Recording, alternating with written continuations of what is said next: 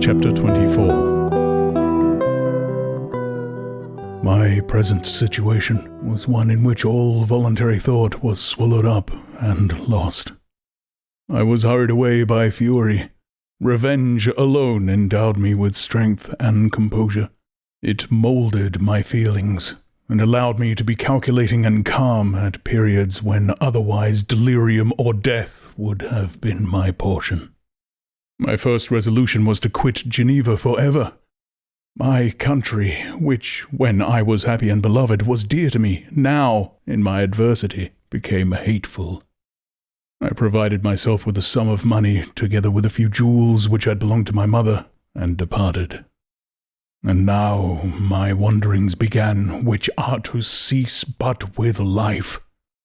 I have traversed a vast portion of the earth, and have endured all the hardships which travellers in deserts and barbarous countries are wont to meet. How I have lived, I hardly know. Many times I have stretched my failing limbs upon the sandy plain and prayed for death, but revenge kept me alive. I dared not die and leave my adversary in being. When I quitted Geneva, my first labour was to gain some clue by which I might trace the steps of my fiendish enemy. But my plan was unsettled, and I wandered many hours round the confines of the town, uncertain what path I should pursue. As night approached, I found myself at the entrance of the cemetery where William, Elizabeth, and my father reposed. I entered it, and approached the tomb which marked their graves. Everything was silent, except the leaves of the trees which were gently agitated by the wind. The night was nearly dark, and the scene would have been solemn and affecting even to an uninterested observer. The spirits of the departed seemed to flit around and to cast a shadow which was felt but not seen around the head of the mourner. The deep grief which this scene had at first excited quickly gave way to rage and despair. They were dead, and I lived. Their murderer also lived, and to destroy him I must drag out my weary existence. I knelt on the grass, and kissed the earth, and with quivering lips exclaimed, "By the sacred earth on which I kneel, by the shades that wander near me, by the deep and eternal grief that I feel, I swear, and by thee, O night, and the spirits that preside over thee, to pursue the demon who caused this misery, until he or I shall perish in mortal conflict. For this purpose I will preserve my life. To execute this dear revenge will I again behold the sun and tread the green herbage of earth, which otherwise should vanish from my eyes forever. And I call on you, spirits of the dead, and on you, wandering ministers of vengeance, to aid and conduct me in my work. Let the cursed and hellish monster drink deep of agony. Let him feel the despair that now torments me." I had begun my adjuration with solemnity and an awe which almost assured me that the shades of my murdered friends heard and approved my devotion. But the furies possessed me as I concluded, and rage choked my utterance. I was answered through the stillness of the night by a long and fiendish laugh. It rang on my ears long and heavily. The mountains re-echoed it, and I felt as if all hell surrounded me with mockery and laughter. Surely in that moment I should have been possessed by frenzy and have destroyed my miserable existence, but that my vow was heard, and that I was reserved for vengeance. The laughter died away, when a well-known and abhorred voice, apparently close to my ear, addressed me in an audible whisper. "I am satisfied, miserable wretch. You have determined to live, and I am satisfied." I darted towards the spot from which the sound proceeded, but the devil eluded my grasp. Suddenly the broad disk of the moon arose and shone full upon his ghastly and distorted shape as he fled with more than mortal speed. I pursued him, and for many months this has been my task. Guided by a slight clue, I followed the windings of the Rhone, but vainly. The blue Mediterranean appeared, and by a strange chance I saw the fiend enter by night and hide himself in a vessel bound for the Black Sea. I took my passage in the same ship, but he escaped, I know not how. Amidst the wilds of Tartary and Russia, although he still evaded me, I have ever followed in his track. Sometimes the peasants, scared by this horrid apparition, informed me of his path. Sometimes he himself, who feared that if I lost all trace of him I should despair and die, left some mark to guide me. The snows descended on my head, and I saw the print of his huge step on the white plain. To you, first entering on life, to whom care is new and agony unknown, how can you understand what I have felt and still feel? Cold, want, and fatigue were the least pains which I was destined to endure. I was cursed by some devil and carried about with me my eternal hell. Yet still a spirit of good followed and directed my steps, and when I most murmured would suddenly extricate me from seemingly insurmountable difficulties. Sometimes, when nature, overcome by hunger, sank under the exhaustion, a repast was prepared for me in the desert that restored and inspirited me.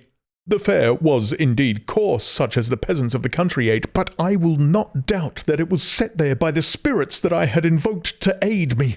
Often, when all was dry, the heavens cloudless, and I was parched by thirst, a slight cloud would bedim the sky, shed the few drops that revived me, and vanish.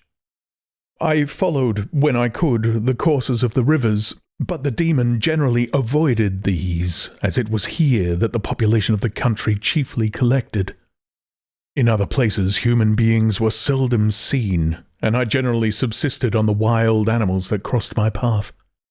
I had money with me, and gained the friendship of the villagers by distributing it, or I brought with me some food that I had killed, which, after taking a small part, I always presented to those who had provided me with fire and utensils for cooking.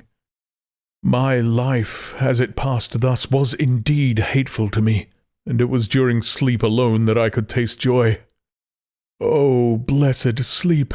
Often, when most miserable, I sank to repose, and my dreams lulled me even to rapture. The spirits that guarded me had provided these moments, or rather hours, of happiness, that I might retain strength to fulfill my pilgrimage. Deprived of this respite, I should have sunk under my hardships. During the day, I was sustained and inspirited by the hope of night, for in sleep I saw my friends, my wife, and my beloved country. Again I saw the benevolent countenance of my father, heard the silver tones of my Elizabeth's voice, and beheld Clerval enjoying health and youth. Often, when wearied by a toilsome march, I persuaded myself that I was dreaming until night should come, and that I should then enjoy reality in the arms of my dearest friends. What agonizing fondness did I feel for them! How did I cling to their dear forms, as sometimes they haunted even my waking hours, and persuade myself that they still lived. At such moments, vengeance that burned within me died in my heart, and I pursued my path towards the destruction of the demon more as a task enjoined by heaven, as the mechanical impulse of some power of which I was unconscious, than as the ardent desire of my soul. What his feelings were whom I pursued, I cannot know. Sometimes, indeed, he left marks in writing on the barks of the trees, or cut in stone, that guided me and instigated my fury. "My reign is not yet over." These words were legible in one of these inscriptions. "You live, and my power is complete. Follow me, I seek the everlasting ices of the north, where you will feel the misery of cold and frost, to which I am impassive. You will find near this place, if you follow not too tardily, a dead hare. Eat and be refreshed. Come on, my enemy, we have yet to wrestle for our lives, but many hard and miserable hours must you endure until that period shall arrive. Scoffing devil, again do I vow vengeance. Again do I devote thee, miserable fiend, to torture and death. Never will I give up my search until he or I perish. And then with what ecstasy shall I join my Elizabeth and my departed friends, who even now prepare for me the reward of my tedious toil and horrible pilgrimage. As I still pursued my journey to the northward, the snows thickened and the cold increased in a degree almost too severe to support. The peasants were shut up in their hovels, and only a few of the most hardy ventured forth to seize the animals whom starvation had forced from their hiding places to seek for prey. The rivers were covered with ice, and no fish could be procured, and thus I was cut off from my chief article of maintenance. The triumph of my enemy increased with the difficulty of my labours. One inscription that he left was in these words: "Prepare! Your toils only begin. Wrap yourself in furs and provide food, for we shall soon enter upon a journey where your sufferings will satisfy my everlasting hatred." My courage and perseverance were invigorated by these scoffing words. I resolved not to fail in my purpose, and calling on heaven to support me, I continued with unabated fervour to traverse immense deserts, until the ocean appeared at a distance and formed the utmost boundary of the horizon. Oh, how unlike it was to the blue seasons of the south! Covered with ice, it was only to be distinguished from land by its superior wildness and ruggedness. The Greeks wept for joy when they beheld the Mediterranean from the hills of Asia, and hailed with rapture the boundary of their toils. I did not weep, but I knelt down, and with a full heart thanked my guiding spirit for conducting me in safety to the place where I hoped, notwithstanding my adversary's jibe, to meet and grapple with him. Some weeks before this period I had procured a sledge and dogs, and thus traversed the snows with inconceivable speed. I know not whether the fiend possessed the same advantages, but I found that as before I had daily lost ground in the pursuit, I now gained on him, so much so that when I first saw the ocean he was but 1 day's journey in advance, and I hoped to intercept him before he should reach the beach. With new courage, therefore, I pressed on, and in 2 days arrived at a wretched hamlet on the seashore. I inquired of the inhabitants concerning the fiend, and gained accurate information. A gigantic monster, they said, had arrived the night before, armed with a gun and many pistols, putting to flight the inhabitants of a solitary cottage through fear of his terrific appearance. He had carried off their store of winter food, and placing it in a sledge, to draw which he had seized on a numerous drove of trained dogs, he had harnessed them, and the same night, to the joy of the horror-struck villagers, had pursued his journey across the ice in a direction that led to no land, and they conjectured that he must speedily be destroyed by the breaking of the ice, or frozen by the eternal frosts. On hearing this information, I suffered a temporary access of despair. He had escaped me, and I must commence a destructive and almost endless journey across the mountainous ices of the ocean, amidst cold that few of the inhabitants could long endure, and which I, the native of a genial and sunny climate, could not hope to survive. Yet, at the idea that the fiend should live and be triumphant, my rage and vengeance returned, and like a mighty tide overwhelmed every other feeling. After a slight repose, during which the spirits of the dead hovered round and instigated me to toil and revenge, I prepared for my journey. I exchanged my land sledge for one fashioned for the inequalities of the frozen ocean, and purchasing a plentiful stock of provisions, I departed from land. I cannot guess how many days have passed since then, but I have endured misery which nothing but the eternal sentiment of a just retribution burning within my heart could have enabled me to support. Immense and rugged mountains of ice often barred up my passage, and I often heard the thunder of the ground sea which threatened my destruction. But again the frost came and made the paths of the sea secure. By the quantity of provision which I had consumed, I should guess that I had passed 3 weeks in this journey, and the continual protraction of hope returning back upon the heart often wrung bitter drops of despondency and grief from my eyes. Despair had indeed almost secured her prey, and I should soon have sunk beneath this misery. Once, after the poor animals that conveyed me had with incredible toil gained the summit of a sloping ice mountain, and one, sinking under his fatigue, died, I viewed the expanse before me with anguish, when suddenly my eye caught a dark speck upon the dusty plain. I strained my sight to discover what it could be, and uttered a wild cry of ecstasy when I distinguished a sledge and the distorted proportions of a well-known form within. Oh, with what burning gush did hope revisit my heart! Warm tears filled my eyes, which I hastily wiped away that they might not intercept the view I had of the demon. But still my sight was dimmed by the burning drops, until, giving way to the emotions that oppressed me, I wept aloud. But this was not the time for delay. I disencumbered the dogs of their dead companion, gave them a plentiful portion of food, and after an hour's rest, which was absolutely necessary, and yet which was bitterly irksome to me, I continued my route. The sledge was still visible, nor again did I lose sight of it except at the moments when for a short time some ice rock concealed it with its intervening crags.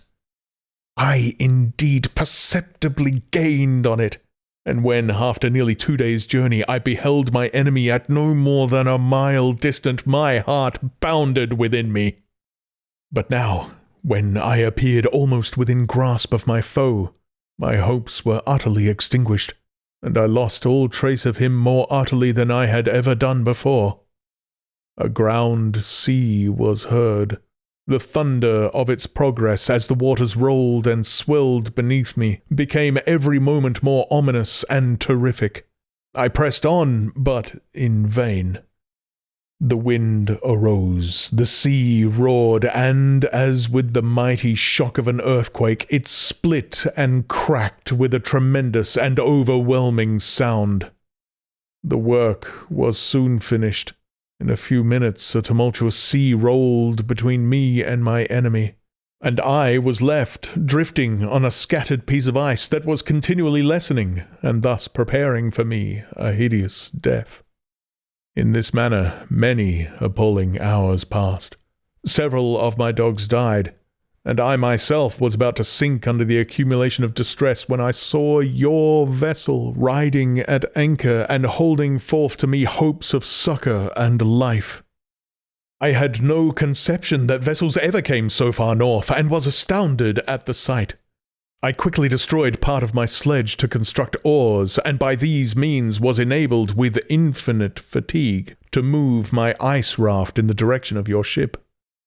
I had determined, if you were going southward, still to trust myself to the mercy of the seas rather than abandon my purpose. I hoped to induce you to grant me a boat with which I could pursue my enemy, but your direction was northwards. You took me on board when my vigour was exhausted, and I should soon have sunk under my multiplied hardships into a death which I still dread, for my task is unfulfilled. Oh, when will my guiding spirit, in conducting me to the demon, allow me the rest I so much desire? Or must I die, and he yet live?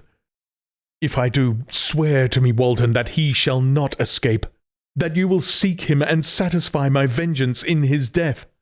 And do I dare to ask of you to undertake my pilgrimage, to endure the hardships that I have undergone? No, I am not so selfish. Yet when I am dead, if he should appear, if the ministers of vengeance should conduct him to you, swear that he shall not live.